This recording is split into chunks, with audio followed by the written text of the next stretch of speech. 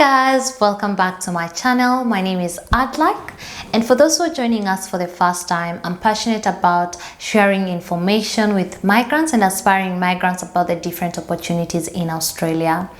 And today we're going to be talking about the temporary graduate subclass 485 visa. This is a visa that allows international students to stay back in the country after their studies for at least 2 to 4 years after they've completed their studies.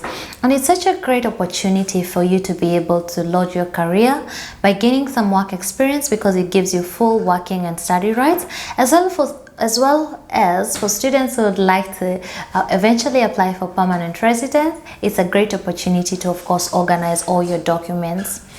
However, what I've realized is that a lot could go wrong. I've had from friends and acquaintances on their 485 visa being refused.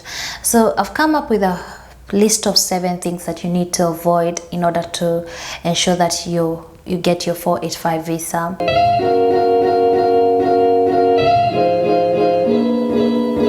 And the first thing is, of course, you need to apply for the correct stream. This particular visa has 2 streams, and this can get a bit confusing for somebody who's doing it for the first time.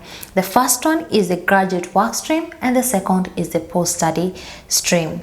The graduate work stream is for students who have a diploma or a certificate, so anything lower than a bachelor's degree. You also have to ensure that your occupation is on the occupation list, and also you need to assess your occupation with the right board in order to apply for the graduate work stream. The other one, which is the post-study stream, is for students who have a bachelor's degree or higher. So if you have a bachelor's or a master's or a PhD, then you need to apply for the post-study stream.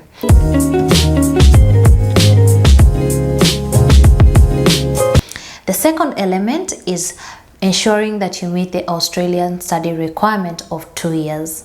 So for students who tend to travel a lot, this could be compromised, because if you've been traveling a lot during your studies and you're not at least studied for 16 months, then you might not be able to fulfill this requirement. Hence, it could lead to a rejection.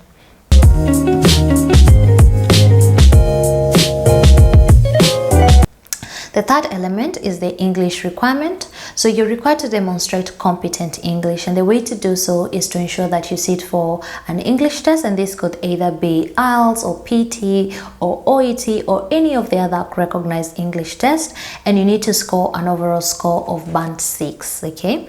And guys, please remember that you have to demonstrate competent English before you apply for your visa. So I've had people who apply for the visa and think that they can actually attach the English requirement later.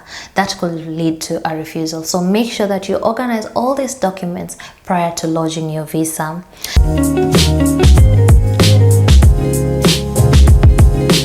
And then the fourth element is the completion letter. You need to, of course, provide a completion letter from university, because as you know, you can only apply for this visa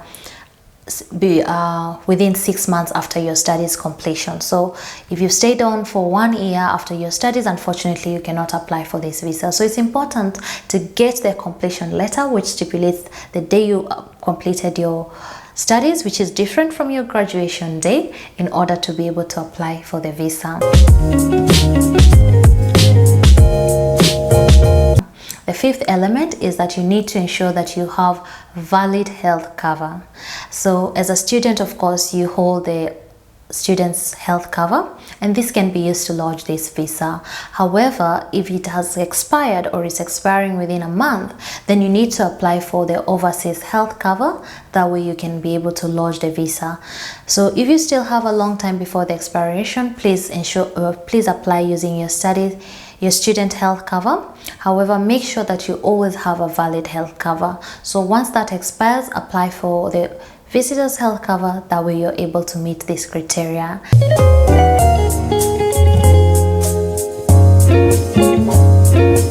And then the sixth element is, please do not travel before you lodge your visa. So I had an incident of a student who actually, after completing their studies, of course, everyone is very excited. You want to go home and celebrate with your family. So what she did is that she left the country after finishing her studies, because she still had an additional 2 months. However, what happened is, her student visa was cancelled while she was still at home. So she could not return to the country to apply for this visa because the 485 visa can only be applied onshore. So please ensure that you do not travel before you lodge your 485 visa. So please lodge it, then apply for bridging visa B, which will allow you to travel, and as your visa is being processed, you can still be at home or within the country.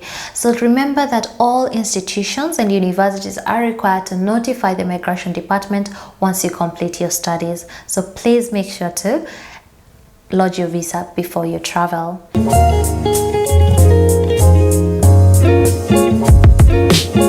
And then lastly is you need to provide the evidence of Australian police check. So of course this can be applied for online, and also even before you get your results from the police check, you can use your receipt to apply for the visa. So please guys, take note of these 7 elements in order to avoid a refusal. Also note that if you get refused or you get a rejection of your visa, you can still appeal on the, what is it called? It's called the Administrative Appeals Tribunal. So you can still apply for that, but however the chances of success are very, very low. So I would advise anybody in this situation to seek the guidance of a migration agent or a migration lawyer, because the appeal process can be very, very crazy and cumbersome for every one of us. So on that note, so thanks so much guys for watching. Don't forget to like, to subscribe, to share with all your friends, and to leave me a comment. And I'll see you guys on my next one. Hit that notification button because I upload on a weekly basis, mostly on Sundays. See ya!